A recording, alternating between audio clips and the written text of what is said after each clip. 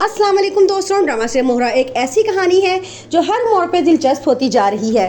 सिकंदर अनुषा को ब्लैकमेल करता है और कहता है कि मुझसे निकाह कर लो। पहले तो अनुषा बहुत इनकार करती है, अपनी मम्मा के सामने भी उसका जिक्र करती है, लेकिन उसकी मम्मा बहुत नाराज़ होकर उसके ऊपर थप्पड़ मार देती हैं।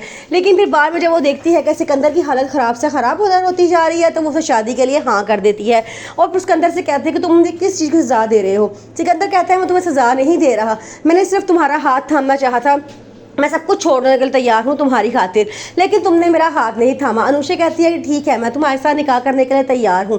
फिर वो अनुषा को शॉपिंग करवाने लेके जाता है और उसका कहता है कि जिस जोड़े पे हाथ रखोगी वो ख़रीद लो कल के दिन के लिए, क्योंकि कल हमारा निकाह होगा। अनुषा बड़ा खुश होती है, वो बड़ा प्यारा सूट पसंद करती है। अनुषा की मम्मा बड़ा परेशान होती है, वो कहती हैं कि अनुषा को घर से अकेले नहीं निकलना चाहिए था, लेकिन अनुषा ने बताए बगैर घर से बाहर शॉपिंग के लिए चली जाती है। उसकी मम्मा बड़ा परेशान होती हैं, वो लीजा से कहती हैं कि उसे फ़ोन करो, वो कहाँ है, वो अभी तक आई क्यों नहीं है। लेकिन वो लीजा फ़ोन करती है तो अनुषा फ़ोन भी नहीं उठाती, तो उसकी मम्मा बहुत ज़्यादा परेशान हो जाती हैं। अगले दिन अनुषा सिकंदर से निकाह कर लेती है। सिकंदर निकाह के बाद उसकी कुछ तस्वीर खींचता है तो अनुषा बड़ा परेशान होती है और कहती है कि तस्वीरें क्यों खींच रही हो।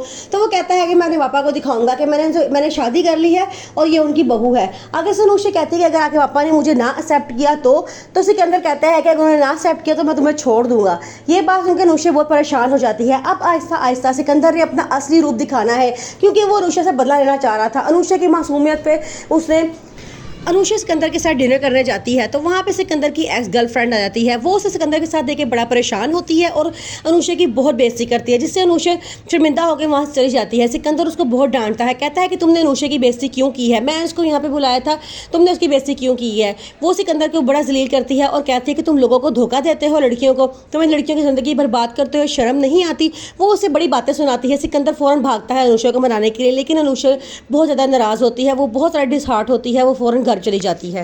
अब अनुषा भी आहिस्ता आहिस्ता सिकंदर को पसंद करना शुरू हो जाती है। अलीज़ा जब देखती है कि अनुषा खुद ही बैठी मुस्कुरा रही होती है तो वो उससे आके कहती है कि तुम क्यों मुस्कुरा रही हो, ख्वाबों की दुनिया से बाहर आ जाओ। वो आगे से कहती है कि ख्वाबों की दुनिया बहुत हसीन होती है और मुझे यहाँ रहने में बड़ा मज़ा आता है, लेकिन अलीज़ा उसे मशवरा देती है कि जब भी ख्वाब टूटते हैं तो बहुत तकलीफ़ होती है। लेकिन सिकंदर अभी तक उस बेइज्जती को भूला नहीं होता जो अनुषा ने सब यूनिवर्सिटी के सामने थप्पड़ मार के उसकी की थी।